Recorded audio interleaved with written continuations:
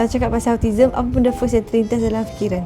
Boleh. Lain daripada normal person. Macam mana nak cakap dengan diorang? Dia ada specialty dia sendiri. Cara dia berfikir tak sama dengan kita berfikir. Dia punya perangai kurang normal lah daripada orang normal. Apa yang orang selalu salah faham pasal autism? Mostly orang assume yang autism ni tak pandai bercakap. Sebenarnya orang-orang kat luar sana yang ada autism sangat-sangat pandai, which is yang tu kelebihan dia lah. Diorang ingat autism ni semua sama, tapi sebenarnya tak. Selalu orang cakap, oh kesian kat diorang sebab ni sebuah penyakit. Padahal bukan. Dia just nampak dunia ni berbeza daripada kita.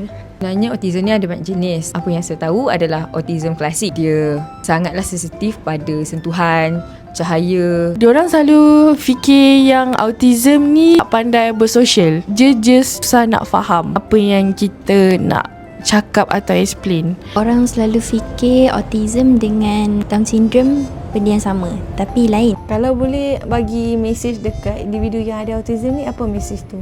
Teruntuk kanak-kanak ataupun orang dewasa yang ada autism kat luar sana, korang jangan insecure, jangan bandingkan diri dengan orang lain. It's okay, yang tu kelebihan korang sebenarnya. You just need to find your passion and do what you want. Appreciate yourself sebab you tu unique. Just be the way you are.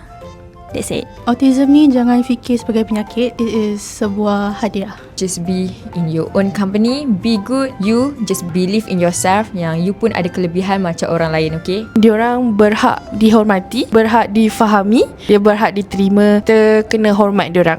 Diorang pun manusia juga.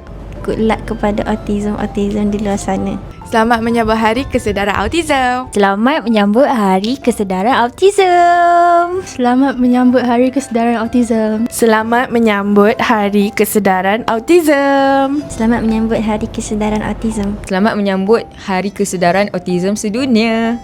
Bye.